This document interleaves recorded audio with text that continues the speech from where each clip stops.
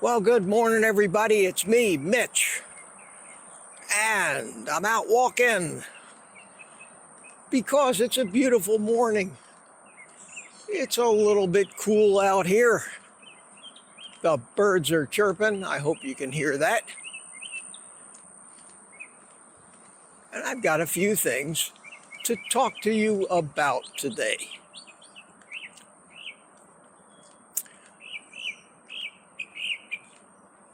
I want to talk about something that I think is on a lot of our minds. Kind of balancing prudence on one hand and fear on the other. What I'm talking about is exactly what do we need or want to know about our health? How much testing should we really do? What tests should we do? And even more important than that is, do we even really know what actions need to be taken, by the results of these tests? And I think that one of the greatest examples of what I mean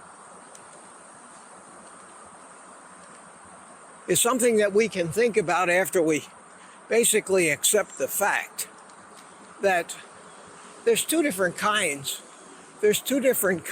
of problems that we humans have. And we've divided them into different categories. One we call acute. The word acute means demands attention or something bad's going to happen. The second thing is something we call chronic. Chronic means pretty much it is what it is. You're going to have to live with it, and you're going to have to manage it. Medicine, doctors, drug companies, hospitals have found chronic to be a much more profitable way to go than acute. I mean, acute would be, I broke my arm, put it back together, put it in a cast. See ya. Next time I break something. Chronic, on the other hand, is, sir, I'm afraid you're a diabetic. There's no cure. This is going to last you for the rest of your life, and we're going to have to see you every 3 months and run series of blood tests on you to determine the correct dosage of insulin that you're going to need to take. So you, my friend, are paying us for or your insurance company, but indirectly we all pay, is paying us until the day you die. And we're going to prolong that as long as we can. No, we don't care if you're suffering or getting sicker and sicker. That's not our objective. We want to keep you as alive as long as you still got a source and some money can keep flowing. Sorry. I know it sucks, but that's just the way it is. So here you are. You may be healthy now. You may be healthy. You may be starting off healthy. You may not have anything. You may not have any chronic diseases. Odds are, unfortunately, you do. We all know. We know when we have an acute condition. We know It's kind of evident. Our leg is twisted around and our foot is pointing backwards. Yes, I need medical help.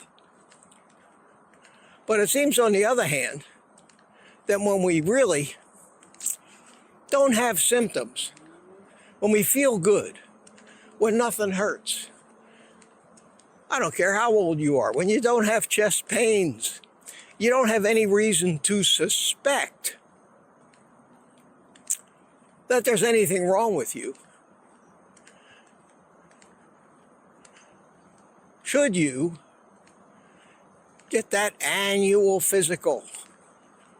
Should you allow a so-called medical professional to evaluate the results of certain, say, blood tests, and dictate a course of treatment for you that puts you in the chronic condition category? I don't know, that's a hard question to answer. And at that point, when you're asking yourself that question, you start doing the what ifs. Well, I feel okay now, but what if I have something? What if I have something that I can fix early and it won't hurt me later? Valid point.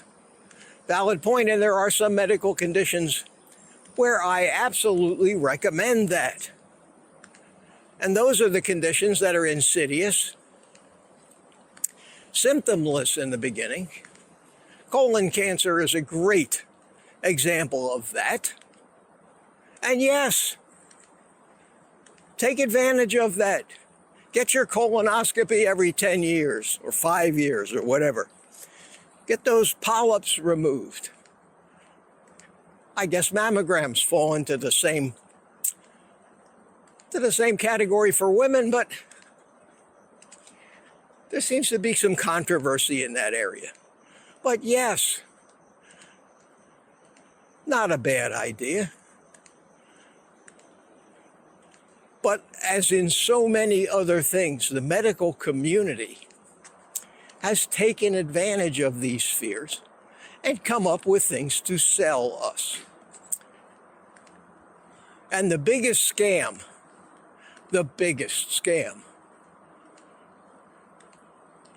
and crime, as far as I'm concerned, of all times,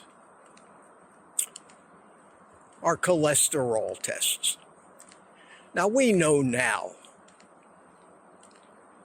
that this whole cholesterol thing was based on what I consider a fraud perpetrated by Ancel Keys in the 50s, 60s, and 70s to blame cholesterol and animal fat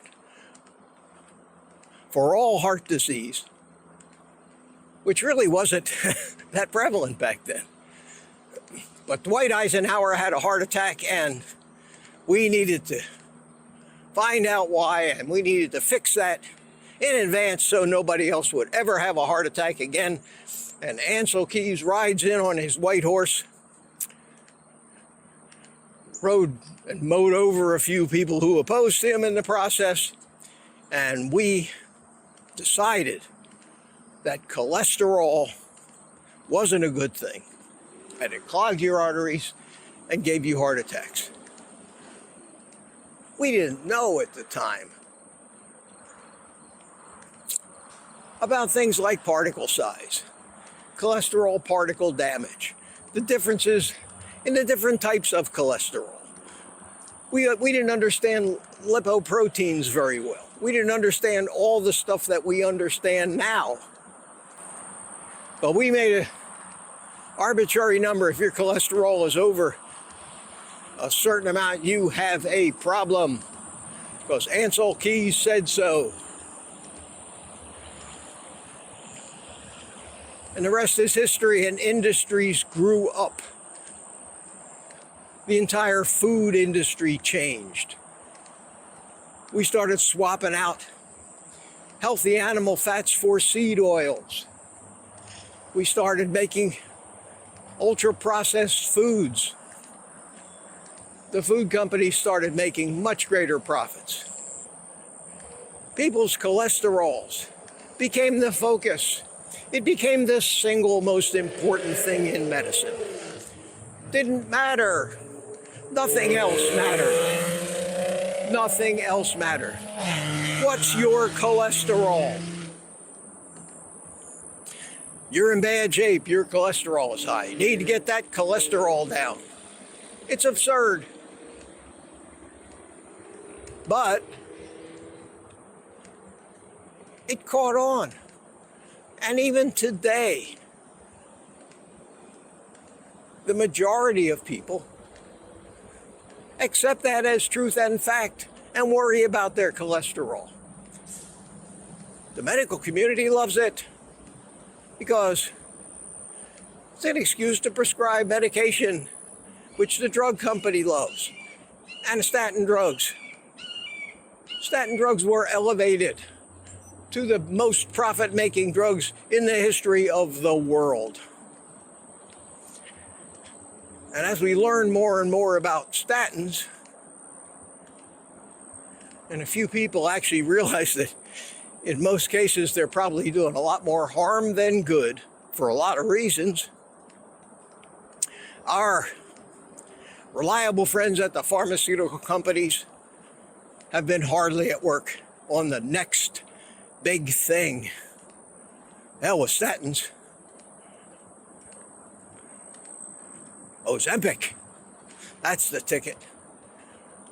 We'll get everybody in the world on Ozempic. We'll get the insurance companies to pay for it. We will bankrupt governments because fat people want to be skinny and they don't want to work for it. Wow. And we thought statins were a scam. And they're going to kill people left, right, and center, I think. But what do I know? So let's get back to the original question. The original question, of course, was, should I subject myself to a battery of tests on a regular basis to monitor all of these different levels of all of these different things, imaging to closely examine my insides? Is that smart or not? And that depends on who you are. Depends on who you are. There's a number of different kinds of people. There's people that we might label fat, dumb, and happy. A lot of us envy those people. They don't worry about everything. They don't monitor everything, not just in their health, but in their life, their finances, everything else. Then there are those people that are anal retentive about everything. They can go to a ledger written out in very neat handwriting and tell you exactly how much they spent on cucumbers in the year 1952. These people usually are, and if they're not, they should have been, certified public accountants. These people have meticulous records, get their blood tests every week.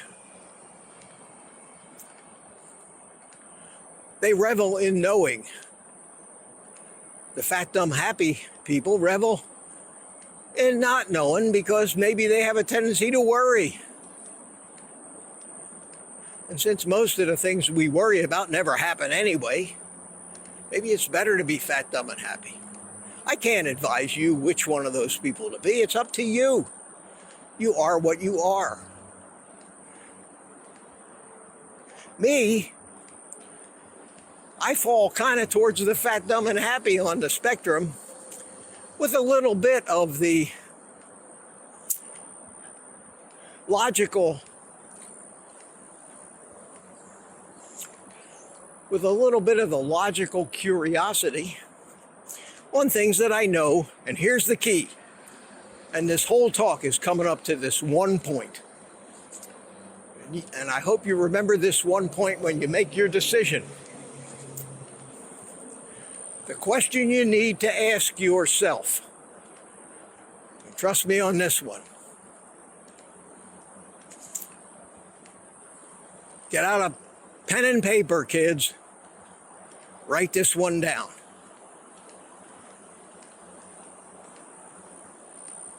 If I find out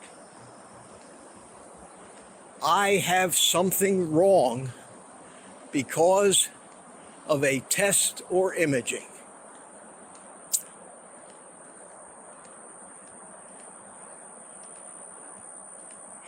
is there anything that can be done to fix it? Whether it's something I can do or something the medical community can do. Think about that. Let's talk about calcium scores. So you go and get a CAC, a coronary artery calcium scan. And the results come in and your doctor says to you, well, your CAC score is off the charts. That's quite a risk factor for heart attacks. We need to do something about it. And you say to yourself, what can I do about it, doc? And now, you've turned yourself, body, mind, and soul, over to a bunch of ill-educated, profit-motivated, conscious-less capitalists salivating to start capitalizing on a lifelong treatment they can recommend for you, which, if anything, will only make the matter worse. Now, you don't know this, so you think you're doing something good for yourself. Well, that, my friends, is something to consider. For me, I opt not to deal with the medical community in anything but an acute situation. Stay out of anything that affects my physiology, my metabolism, or anything else. You don't know what you're doing.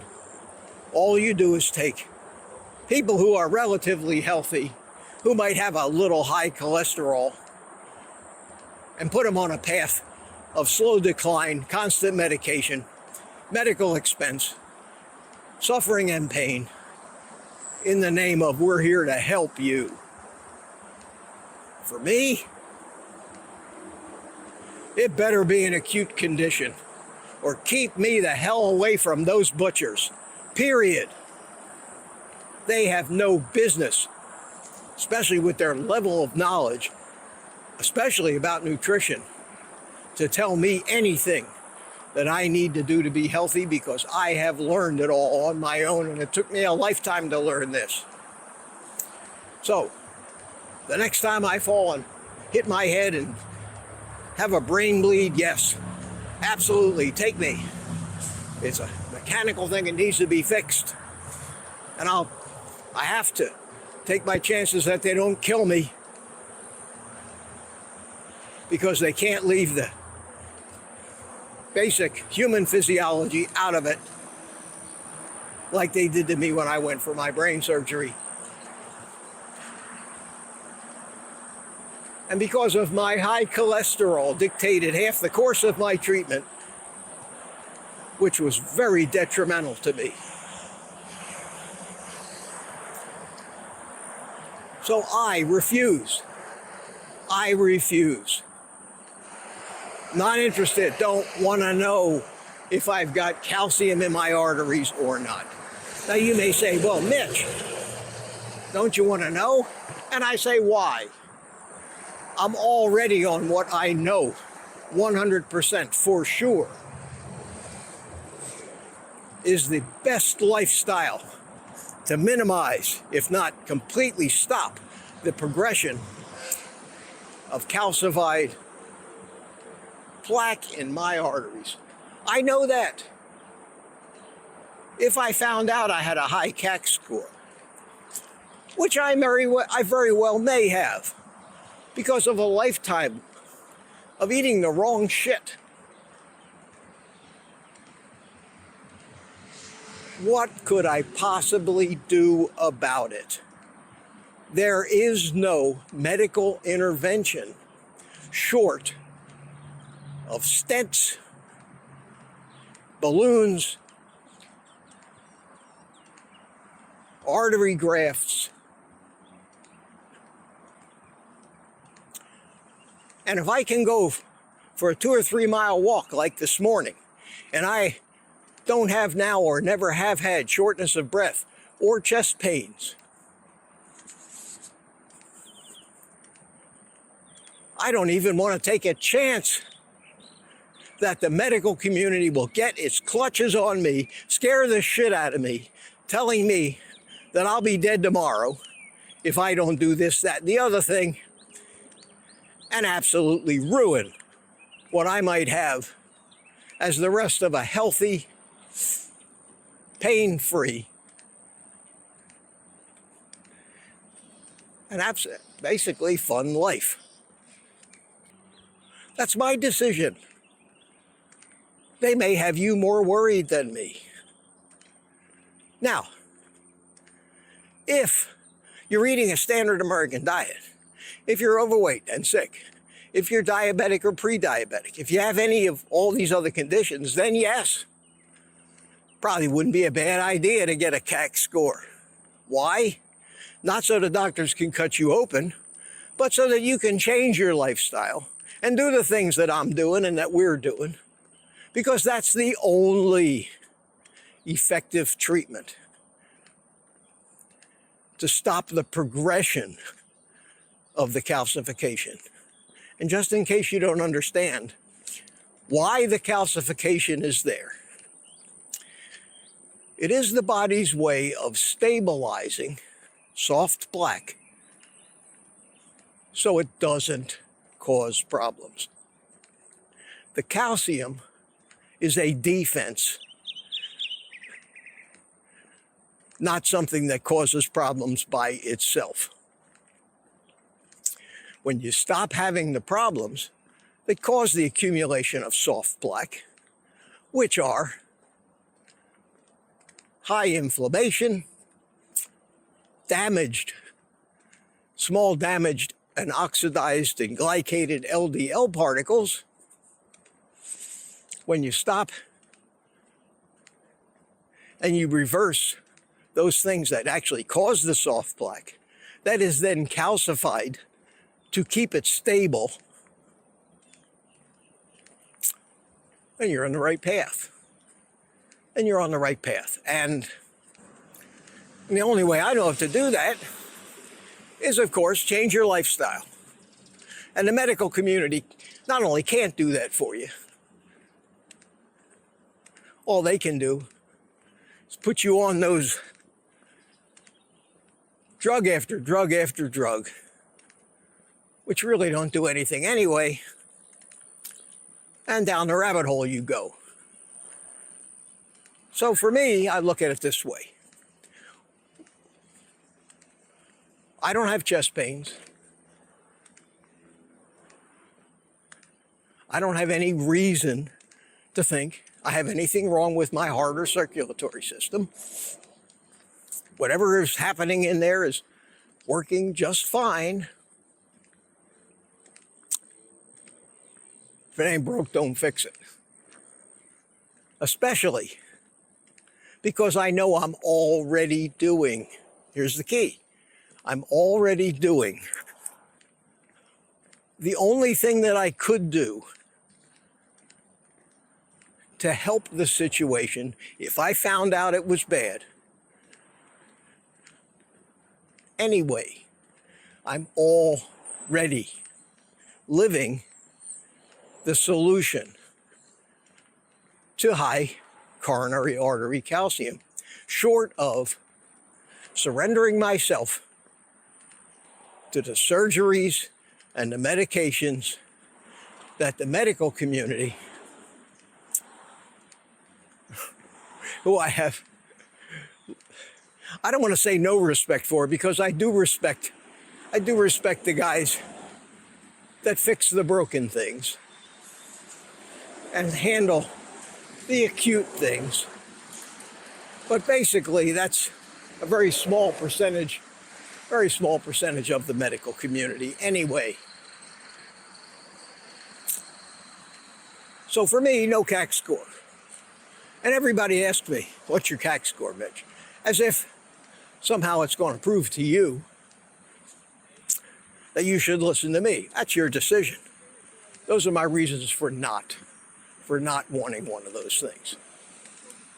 As far as the other blood tests go, there are some blood tests which I do have once a year, and I have a reason for them.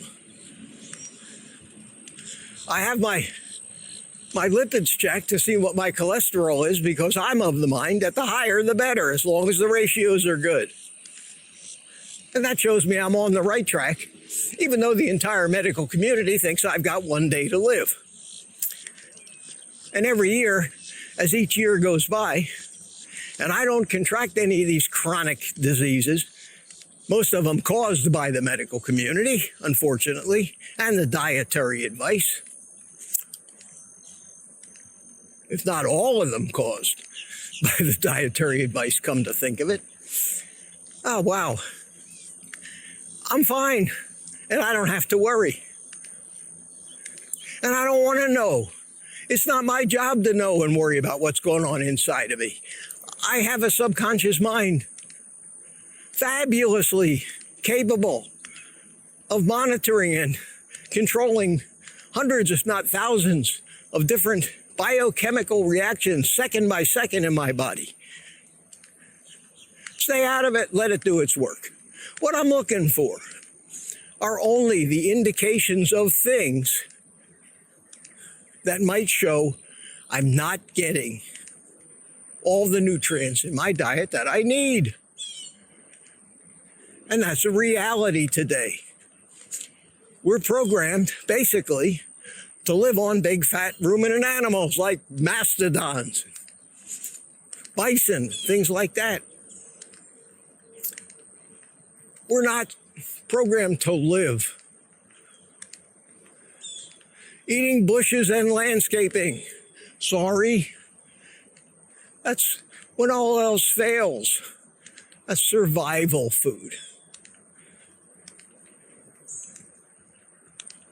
The meat that we have today simply may not have all the nutrients that we need in it, and we may have to supplement.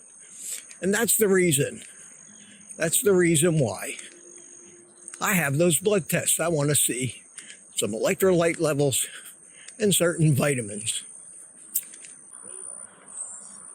Okay, made it past the dogs. Now, I do want to know some of these things, but not so some doctor can make some decision for me, like put me on diet restrictions and pump me full of drugs. No, I want to know, am I getting enough vitamin D? I want to know, are my electrolyte levels sufficient? And if I feel good and I have energy and I can walk just like I'm walking now. And I'm trying to walk briskly to get my heart rate up a little bit. I'm not strolling, I'm walking here. I have a mission, a purpose. Then I'm not going to worry about these things. Not going to worry about having all these tests when there's nothing wrong. Now, unfortunately, most of us haven't traveled my path. Most of us, including me for short little bursts of time, have fallen for all the propaganda and done harm to ourselves. And we may actually need the medical community to help us get out of this mess we created. And in that case, I'm not trying to talk you out of getting an annual physical. What I am trying to tell you is whatever you need to do to find a doctor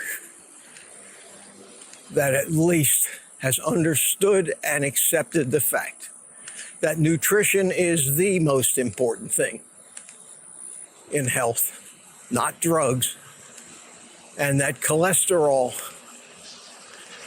has been a fraud since the beginning.